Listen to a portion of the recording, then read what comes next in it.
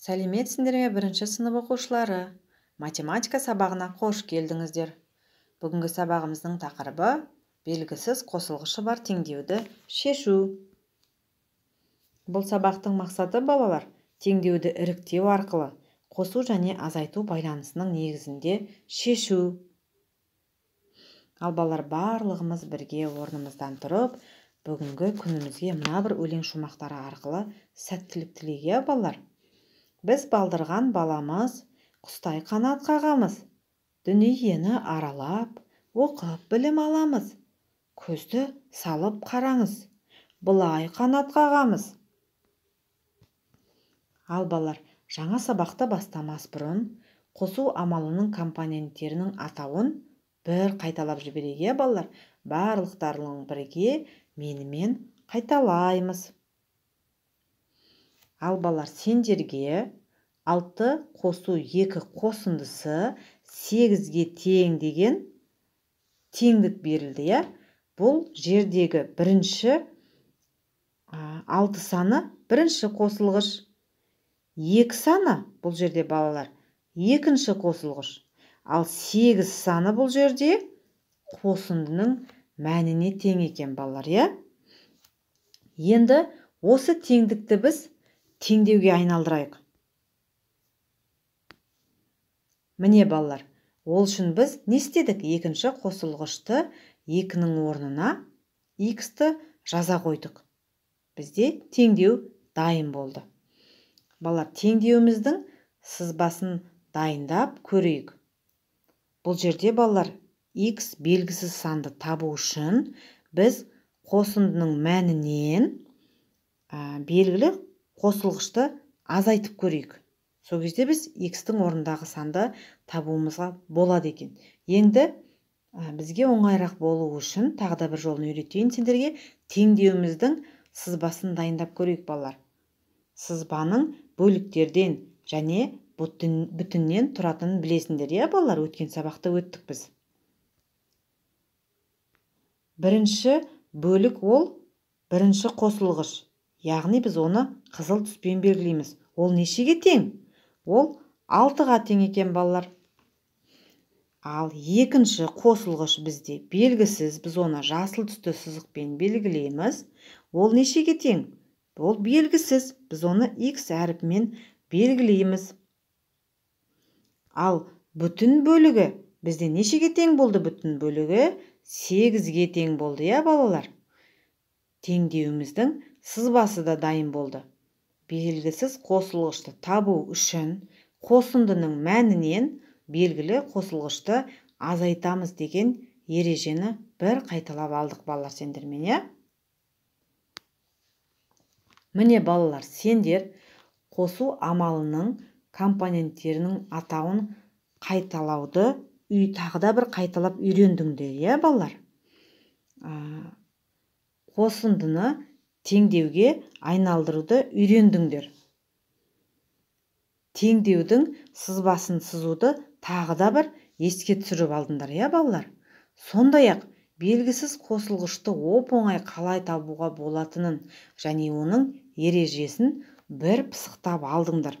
Міне балалар, сендер жаңа сабаққа дайынсыңдар. Ал енді балалар, оқулығымыздың 46-47 бетін ашамыз. Және де бірінші тапсырмаға назар аударамыз. Сендер балалар қосу амалының компоненттерінің атауын білесіңдер, балалар?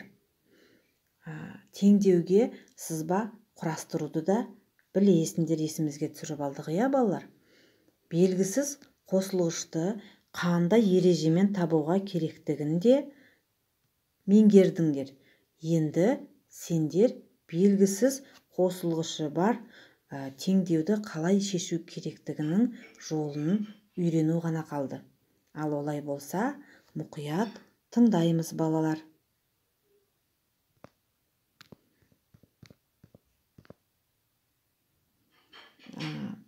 Ал балалар, 46-шы беттегі белгісіз қосылғышы бар сендерге 4 теңдеу берілген екен. Екеуін қазір бірге барлығымыз орындаймыз. Содан соң балалар қалған екеуін өздерің үлкендердің көмегімен өздерің орындайтын боласыңдар. Ал ендеше балалар алғашқы теңдеуімізді түсіндірейін. 9 қосу x тең 19-ға. Көріп тұрғандарыңдай, бұл жерде екінші қосылғыш белгісіз. Қосындының мәнін белгісіз қосылғышты азайтамыз деп үлкен саннан кіші санға қарай көпірше жүргіземіз балалар,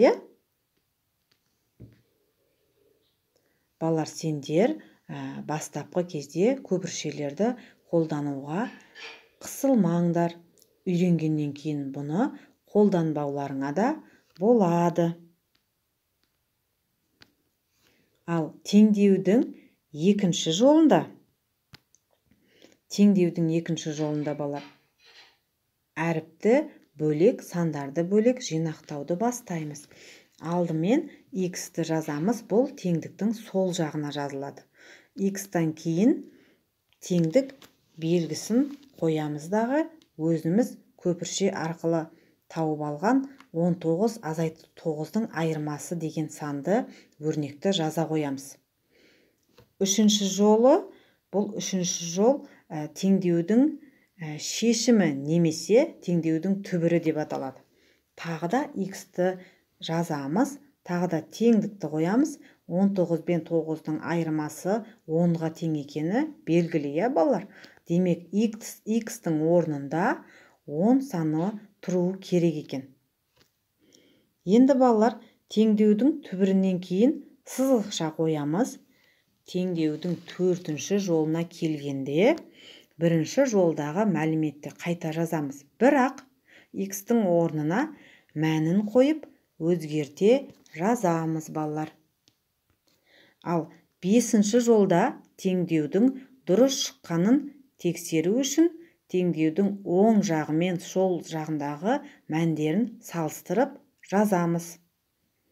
Балалар, міне сендер теңдеуді шешу жолдарын егер түсінбеген болсаңдар, роликті қайта тоқтатып қойып, қайтадан бір рет тыңдауларыңа кеңес беремін балалар. Ал балалар, шешуді меңгерген болсаңдар, әрі қарай жұмысымызды жалғастырайық. Қалған теңдеулерді өздерің шешетіндеріңе сенімдімін балалар. Ал енді балалар, 46-шы беттегі төмендегі тапсырмаға назар аударайық. Туннель тапсырмасы, балалар. Ең алдымен туннель сөзіне сендерге түсінік бере кетейін балалар. Туннель сөзі бұл таулы аймақтарда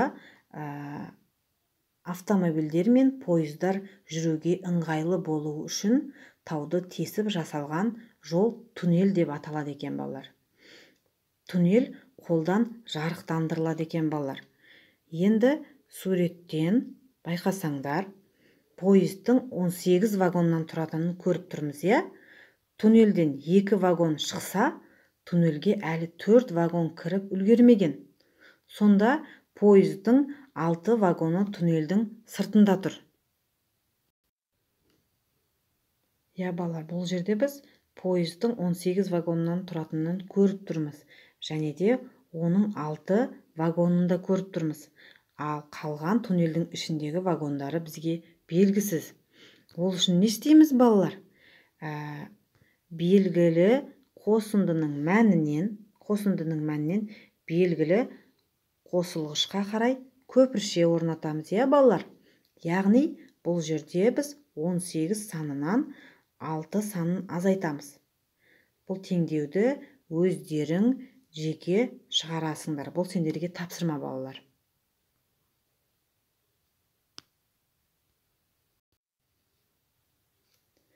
Ал енді балалар, шығарып көр тапсырмасына назар аударамыз. 47-ші беттегі шығарып көр тапсырмасы.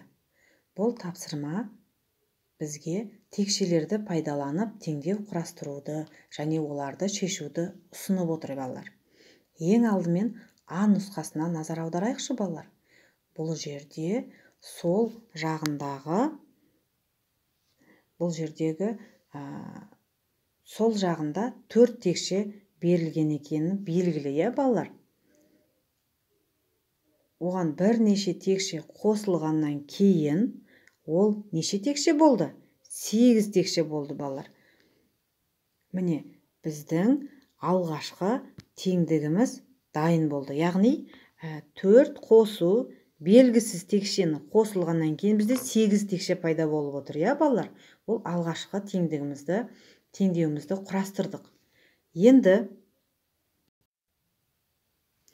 Енді балалар, келесі нұсқасына назар аударатын болсақ, алғашында бұл жерде бізде неше текше болды? 9 текше болды. 9 текше екені белгілі, иә? Оған бірнеше белгісіз текшені қосылғаннан кейін бізде неше текше пайда болды? 18 текше пайда болды екен, балалар. Енді осылайша бізде екінші теңдеу пайда болып отыр екен, балалар, иә? Яғни 9 текшеге белгісіз текшелерді қосылғаннан кейін бізде 18 текше пайда болды. Осылайша бізде екі түрлі теңдеу пайда болып отыр, балалар. Ал балалар, өз білімдеріңді сынап көретін уақыт келді. Осы екі теңдеуді өздерің шығарып көріңдер. Ал енді балалар, кері байланыс жасаймыз. Бұл сабақта сендер егер барлығын түсіндім, басқа адамға түсіндіре аламын десеңдер, жасыл түсті вагонды таңдайсыңдар.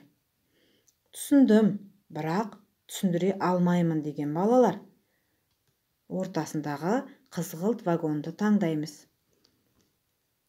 Ештеңе түсінген жоқпын деген балалар, сары вагонды таңдаймыз. Балалар, назар аударғандарыңызға рахмет.